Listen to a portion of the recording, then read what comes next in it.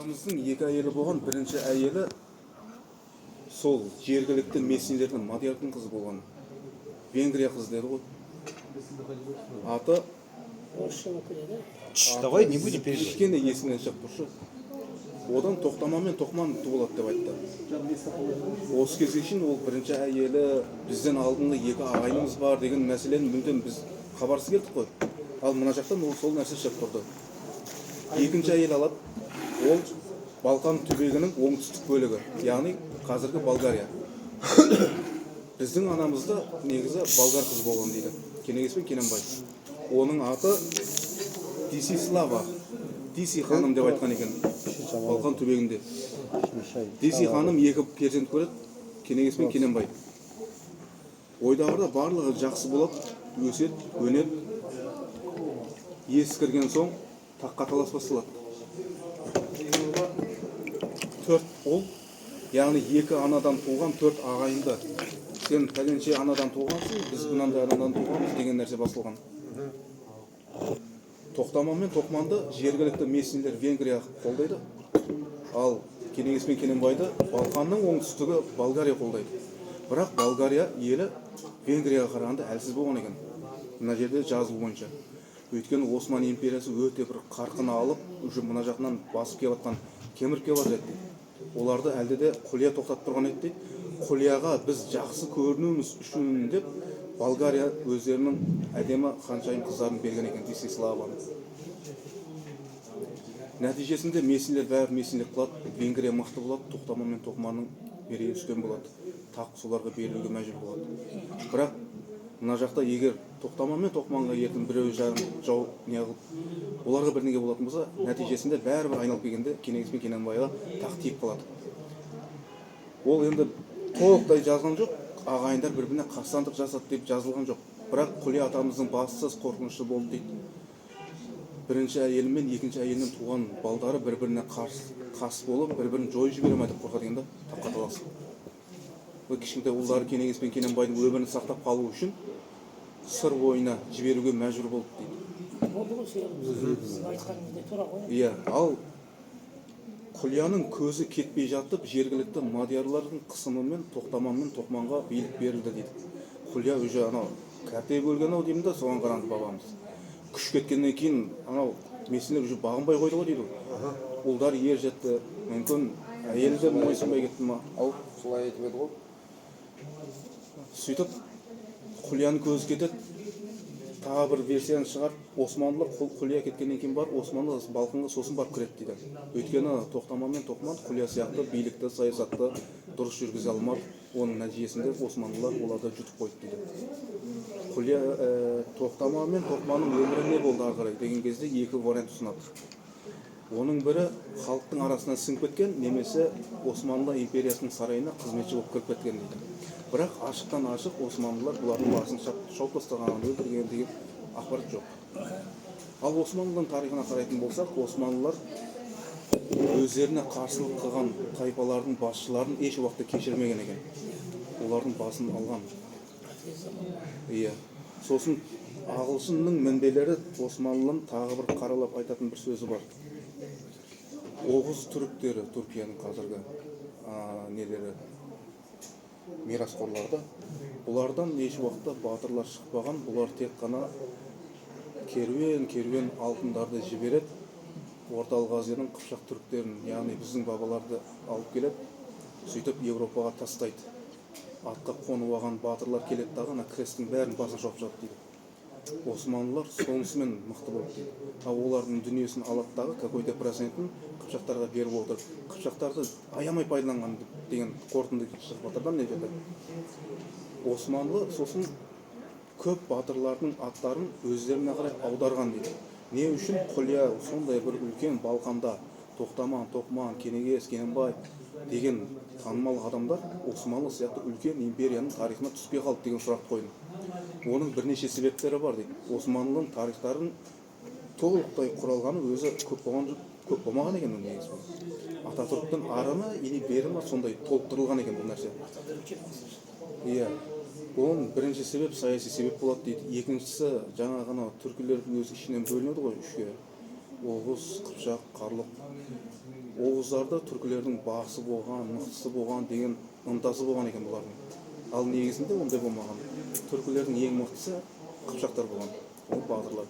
Ол Османлыда өйтіп жазылмаса да, қыпшақтар тек қана османлыларға ғана қызмет көрсетпеген ғой. Парсыларды тағаған, моңғолдарды тағаған, қытайды да, орысты да.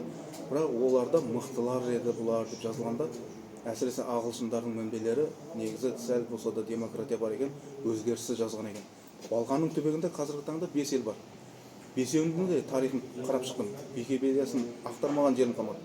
Балқанда 1500-1600 жылдары Қыпшақтан шығатын Қыпшақ текті Құлия деген Кенегес, Кененбай, Тоқтаман, Тоқман біреуінің де аты кездеспейді. Не үшін бұлардың аттары кездеспейді дедім. Ол басқа бір бөтен елден келіп, бұлардың жерінде билік жүргізген адамды, ой, бәленшелердің адамы біздің бастығымыз болған кезінде деген атақты ешкім тарихына қалдырғысы келмейді ол дейді. Оны маған ашық айтып отыр ChatGPT. Ол сен болсаң да басқа біреудің несін, бастығым мен анау болған еді деп басқа бұлтты айтпайсың дейді. Бірақ негізінен ол біздің бабамыз Балқанда патшалық дәрежесінде шыққанын бұл нәрсе растады. Енді ChatGPT-дің осыншама айтып отқан ақпараттары не бұл? Ертегі ме әлде рас па? Мен ChatGPT-дің өзінің сыртынан тексере бастадым. YouTube-тардан түрлі видеолар көрдім. Ағылшындардың, қытайлардың, әсіресе ChatGPT-дің бәсекелесі Қытай ғой негізі. Қытай DeepSeek шығарды. Олардан асырамыз деп. Қытайдың өзі негізі DeepSeek-тен алдын бұл нәрсені мойындаған. Интернетте қандай база бар, қандай сайт бар, қандай сервер бар, әйтеуір бір историядан бір ақпарат шығарды ма, тіпті ол жабық мүнде болса да, ChatGPT-ге жазсаң, бір жолы шығармайтын болса ол нәрсені, ендігі жолы қайта сұрайсың, басқа тәсілмен сұрайсың. Жабық болса да сол жерден сол сен сұраған ақпаратты суырып алып шығып береді. Демек бұл нәрсе ақиқатты айтады 80-90%-ға дейді. Сөйтіп мен ChatGPT-ның айтып отқан ақпараттарына сендім, соны скриншотқа түсірдім. Осы шежіре группада барлығын бөлісіп, осындай нәрселер болған екен ғой деп анықтап отқан жерім осы. Сосын тағы бір варианттар шығып жатыр. Кеше мен Құлия атамызды жарыққа шығару үшін маған шексіз дәлелдер керек болуы мүмкін деп сұрадым. Ол үшін қандай жол ұстануым керек? Өткенде мен бір видео көргенімде ChatGPT-дің көмегімен бір заң жағынан сауаты жоқ адам ChatGPT-дің көмегімен заң жағынан өзін қорғап татауға бір интеллигентный адамдар жеңіп шыққан ғой. Соған ұқсап, осы ChatGPT-дің бір маслихатын алайыншы дедім да, бұны қалай қорғап шықсам болады, ақтап шықсам болады, жарыққа шығаруға болады. Сол кезде ол шежіре группасында да тұр. Ол қайтып дәлелдесем болады деп ізденбе. Мысалға сен атаң 1500-1600 жылдары Құлия Балқанда билік жүргізген болса, бұл Құлия деген ат сақталмауы мүмкін. Құлиядан да мықты хандардың аттары сақталмай қалған кездер көп дейді. Дәл сол жылдары Балқанда Қыпшақтар болды ма деді. Әрине болды. Демек бұл рас деді. Кенегес пен Кененбай Балқаннан Сыр өңіріне жетіп келді. Олар қай жолдардан жүріп өтті? Балқан мен Кавказдың арасында сауда жолдары болды ма? Болды. Демек саудагерлермен бірге жүргені ол расталады деді. Қара теңіздің солтүстік бағыты қазіргі Украинада ол кезде Днепр мен Запорожье өңірі деп айтылыпты маған. Славян казактары, қазақ емес, казак деген өзі басқа ұлт болар екен. Славянский казактар Қыпшақтарға дәганса қарсылық көрсеткен халық екен. Кененбай мен Кенегес кеп атқан кезде бұлардың киімдерінің үлгілеріне қарап Қыпшақ екенін біліп, бұларға шабуыл жасайды. Ол нәрсені растау үшін именно Қара теңіздің солтүстік бағытында славян казактары именно сол жылдары өмір сүрді. Қазір де олар сақталып қалған дейді. Демек, шабуыл жасағаны ол расталады деді.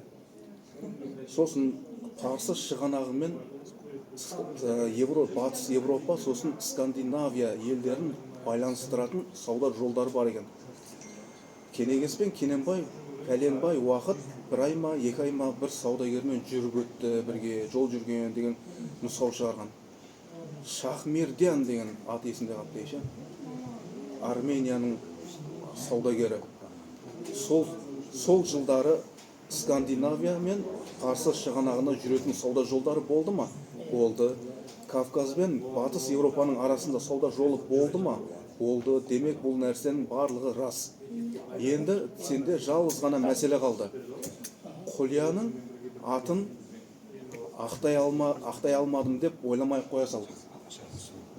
Мен уағызым бар еді шақырып. Жақсы, қоштасамыз. Ол атты шығара алмайсың, бірақ сен Құлияның өмірі дәл осы жағдайларда кездесіп отыр. Тарихта қай жерде не істеді? Болды ма? Болды. Сондай фактілер болса. Иә, соның барлығы басқа тарихтардан табылады деді. Осының өзі үлкен дәлел есептелінеді дейді. Жаңағы ChatGPT-дің маған беріп жатқан ақпараттардың барлығы осындай болып шығып жатыр. Сосын жаңа мен не қылған кезде тағы бір нұсқаны ұсынып қалды. Құлияны басқа атпен де іздесең, мүмкін саған жақсы жауаптарды шығару мүмкін дейді. Сонда қалай, қандай нұсқалары бар? Еуропада, Балқанда, Османлы, түріктер, Скандинавия, ағылшындар, немесе қытайлар. Түріктен шыққан батырларды кім деп атады? Құлия бей, бірдеңке хан, бірдеңке князь. Әйтеуір сондай қоспалармен іздесеңде бір әріптің өзі андай іздеп жатқан ақпаратты 160 градусқа өзгертіп жібереді мүмкін ол дейді. 180 градусқа өзгертіп жібереді. Мен таба алмай жатқан нәрсе бір әріптің кесірінен дейді. Көптеген ақпараттар шығып қалуы мүмкін деген нелер шығып жатыр. Сөйтіп, жаңа ғана түріктер көп жағдайда бей деп айтады ғой енді. Билерді айта ма, әлде өздеріне бағынышты ма? Құлия бей деп іздеп көрдім да. Құлия бей деген ашықтан ашық шығарылған жоқ, табылған жоқ. Ол мынандай аңыз бар дейді. Құлия бей деген сол Балқанның түбегінде Османлылардың ең сенімді қыпшақ текті батыр болған деген ақпарат шықты. Ол Османлыларға бағынған ол деп көрсетіп қойыпты да бізді бей дегенге. Ал ағылшын мінбелерінде ол өз алдына патшалық болған, қайта қасындағы ұсақ түйек мемлекеттерді Османдардан қорғады ол дейді. Османлылар анандай бүйтіп қарасаң, шынымен де османша анандай тәсілмен іздейтін болсаң, Османлыларға қызмет қылатындар шығып келіп жатыр да.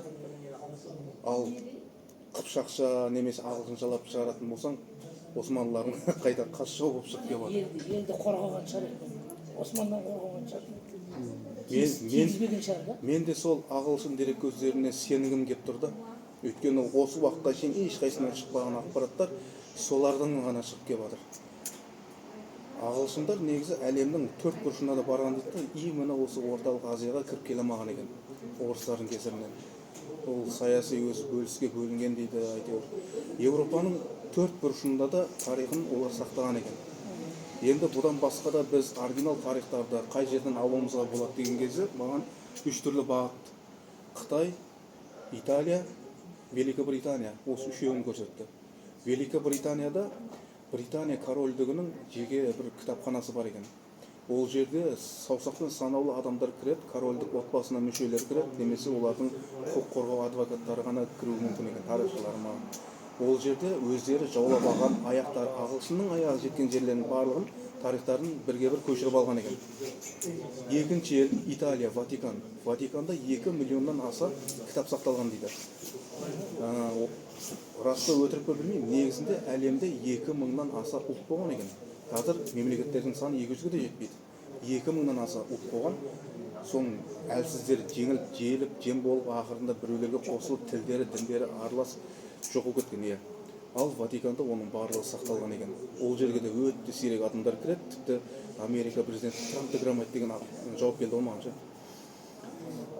Ол жерден де ақпарат алуға мүмкін болмады, дегенмен сонда да өтініш жасап көрдім. Мен Ватиканның кітапханасына электрон нұсқасында поштасына хабар жібердім да, оның жауап 2 айға шейін күтесің деп, әлі 2 ай бола қойған жоқ. Мен бермейді ау жауап деп отырмын, өйткені бұл осылар біз Европаның жарысына айтпақшы қыпшақтардан римдіктер қатты қорыққан екен.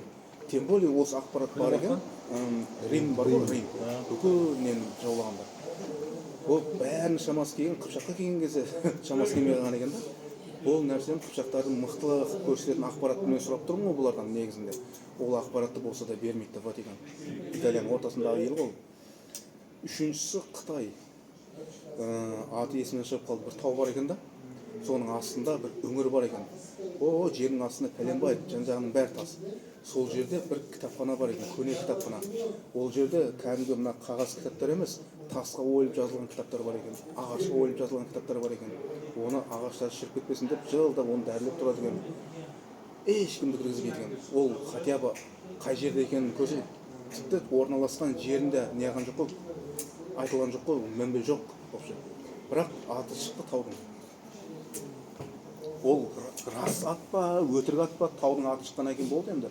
Гуглдан ба, Яндекс картадан ба әйтеуір тау боламын деп іздеген кезде ондай тау жоқ дейді. Ничего не найдено. жазылмаған түспеген. Ол Қытай дабы қатты жасырғанда бұл историялар ше. Қазір пәленбай миллиард мұнайға алсам да мынау деген сияқты нәрсе болып тұр ғой енді. Осы уақытқа шейінгі ана құлияның анықталған несі осындай болып тұр. Кенегес пен Кененбайдың сосын ол жақтан шығып сырдың өңіріне келуінің өзі бір кино болайын деп тұр ғой негізі. Оның өзі бір кітап болып кететін сияқты. Молдавия бізге ең жақын одақтас болған ел болған екен. Қазіргі кішкентай ғана Молдавия, Кишинев. Ол құлияны пана тұтқан екен. Құлия патшалығынан Кенегес пен Кененбай шығып кеткен кезде жаңағы бірінші болып Молдавияға көрші елдес елге кіреді. Ол жақта енді бізбен жақсы болған екен, құлия патшалығымен жақсы болған екен. Ешқандай да проблемасы ол жерден шығып кетеді. Ол жерден шыққаннан кейін жаңағы нелер басталады ғой, біраз елді мекендерден өтеді, Трансильваниядан өтеді. Вот сосын барып анау жаңағы Қара теңіздің солтүстік бағыты енді тыныш емес аймақ болу керек меніңше ше. Өйткені славян казактары мен қыпшақтар екеуі бүйтіп бір-бірімен қарбалас болып жатқан жер тыныш емес қой енді. Иә. Именно сол жерге келген кезде ол жерден жаңағы славян казактары көреді. Бір көргеннен таниды ғой. Қыпшақ текті батырлар еш уақытта Европа үлгісімен киінбейді деген да. Қылыштары да сау, мынандай кәдімгідей дубылғалары да бәрі өзгеше болған екен. Европалықтардікі басқаша, біздікі басқаша болған екен. Бір қарағаннан білді, бір екі қыпшақ пайда болып қалды. Давай оны құртамыз, бүгін түнде барамыз деп бір 20 шақтысы болып. Сол кезде Кенегес пен Кененбай енді дем алып жатқан кезі Кенегес қылышбаздықта жекпе-жекте теңсіз болған екен, сөйтіп жазылады. Кененбай мергендікте теңсіз дейді. Адамның көзі қай жерге жетеді? Атап, садағы соған шейін жетіп барып дәлдеп дейді. Түннің бір уағында екеуін енді мықты екенін білмеген болар. Бірден басқанда шиқылдап тұрып, жарқылдап тұрып, Кенегестің қылышы қынынан шықты дейді. Кененбайдың оқтары ысқырып тұрып ұшты дейді. Не керек 20 шақты жаңағы казактар жермен жексен болады. Сол оқиға сол өңірде қатты тарайды. Басқа казактар оны естігеннен кейін вообще жүрегі бармайды ғой. Өйткені ең мықтыларын ғана жіберген еді, бұл екеуін құртып кетіңдерші. Мықтылар кетті, басқаларының несі бармайды. Ана жаңағы 20 шақты нені бір екі қыпшақ келіп қырып кетіпті деген аңыз жаңағы Шахмерден сол кезде Европаға или Скандинавияға кетіп жатқан болады. Швецияға кетіп жатқан кез. Соған дейін жетеді. Қызығып қалады. Бұл қандай екен бұлар, осы бір ақша ұсынсам маған телехранитель бола ма екен деген сияқты бір ой келді ау дедім да. Ақшамен іздеушілерді жалдайды. Нәтижесінде ол Кенегес пен Кененбай табады. Отауына шақырады Шахмерден. Ақша ұсынады, керуен, міне осындай боласыңдар, қалаған сұлуларың сендерді, қалаған жер сендерді, қалаған елге барып билік жүргізесіңдер. Кез келген уақытта мен аман сақтайсыңдар. Мен ең сенімді сақшыларым болыңдар. Жоқ, біздің атамыз құлия бізге өсиет қылды, сырға жетуіміз керек, амалдап жетуіміз керек. Ары көреді, бері көреді, болмайды. Сол бір айдан аса ма бірге жол жүреді бұлар. Днепрден Кавказдың тауына шейін жол жүрді дейді бірге. Сосын Кавказдан оңтүстікке қарай, Парсы шығанағына қарай Шахмерден өзі бөлек кетеді Иранға қарай. Солтүстікке қарай Каспийдің солтүстік бағытымен Каспий жағалап кетеді. Екі ағайынды жол жүреді. Бірақ Каспийге жетуден алдын Кавказ елінде Карачай деген бір қауым бар еді дейді. Карачай қауымы бір дәріп, бір әдемілеп тұрып дәріптеп берді енді. Карачай қауымы берсең бірінші кезде доғырып көреді, әлі жетпесе қыздарын ұсынады дейді. Қыздары өте бір әдемі болады дейді. Талай саясатқа бұлар қыздары арқылы жетті дейді. Сөйтіп жаңағы Карачайдың ең басты мақсаты қыпшақтармен өте жақсы одақтас болу еді. Өйткені сол кезеңдерде қыпшақтардың ықпалы өте биік. Кімдер қыпшақтармен жақсы болады, солар тыныш өмір сүреді. Кімдер қыпшақтармен жаман болады, олардың өмірі тыныш болмайды. Не керек қазіргі таңда ең мықты ел, қазіргі мықты Америка болса, ол кездің Америкасы біздің бабалар болған екен да. сөйтіп Айтайық. Кенегес пен Кененбайды өздерінің отауына шақырады. Карачайдың өздерінің биі әдегенше жақсы не қылады, күтеді, қонақжайлық танытады. Сендерге дүние берейік, жер берейік, таза ауада әдемі жылғардың бағыңдар. Как раз осындай бір батырларымыз болуды қалаймыз біз. Қалыңдар осы жерде деп ұсыныс жасайды. Жоқ. Түрлі отауына әдемі қыпша белді, қара көз, қара қас, ұзын шашты деп дәріптеледі. Қыздарын алып кіреді дейді. Қайсысын ұнатар екен деп. Кенегес пен Кененбай әкесінің тәрбиесін мықты алғандығы соншалықты ана қыздары миына кіріп шықпайды ғой. Біз сырға жетуіміз керек, біз сырға жетуіміз. Ертесінде олар аттанып келеді. Ана сұлулар да екі батыр тоқтап қала алмайды. Сонымен ол неге жаңағы Каспийдің солтүстік бағытын айналып өтіп, қазіргі сырдың бойына келген кезде соғыстың үстінен түсіп, ол қалмақтар мен қазақтардың соғысының үстінен болады. Жаңағыдай жағдай болады ғой. Негізі ол жағы мына ChatGPT ашық айдын айтқан жоқ. Өйткені мына алынып жатқан ақпараттар ағылшын мінбелерінен келді ғой. Ағылшындар орталық Азияға кіре алмаған соң, бұлардың тағдыры бұл жаққа келген соң не болды, оны білмейді екен. Ал орталық Азияға кіріп келгеннен кейінгі бұл жердегі біздің ата-бабалардан келіп жатқан ауызекі сөздерде айтылды ғой. Екеуі келген кезде соғыстың үстінен шықты. Ей, бұлар кім екен? Аналардың формасы бізге ұқсайды екен ғой, осыларға болса. Сөйтсе, Құдайдың өзі тұрлап тұрған екен, солар біздің көшік байлар жындар ағайындар болып шықты деп. Соған тұспа-тұс келеді екен бұл нәрсе. Ол ғой сол 15-16 ғасырдың ішінде болған. Иә. Енді бұл жағы айтылған ғой яғни неде. Енді бұяғы сол ауызекі әдебиет өзіміздің тарих болып тұр ғой енді. Иә, Елге келгеннен кейінгі. Иә, елге келгеннен кейін. Мына жаққа келгеннен кейін уже ChatGPT-дің ми аши бастады. Тоқтай бастайды. Бізге дұрыс келмейтін бір денге варианттар ұсынылып, далбасалап кетті да. Болды, Европадағы өмірін білсек болды. Мына жаққа келгеннен кейін өзіміздің бабалар ауызба-ауыз айтып келіп жатыр ғой. Өзіміз білеміз. Орыстар білу керек, орыстар. Орыстар негізі көп нәрсені білер екен, бірақ орыстардың несін тексерген кезде Шықпады ма? жоқ. 199,9%-ға бұлар біздің мықтылығымызды жоққа шығарып келген екен да, теріс андайлар. Содан кейін орыстардың несінен іздемей қой салдым. Сен көрші, бәрі жоқ, болған. Орыс көрші, шықпады мүмкін. 8-ші жылдан Өйткені Екатерина өзіше Петр Первый қай заманда өмір сүрді? Жан 1861 жылы 17 ғасырда ғой. 17 жасыр ма? Иә. Жоқ, ол болды ғой. Ол орыстар оған дейін болды анау.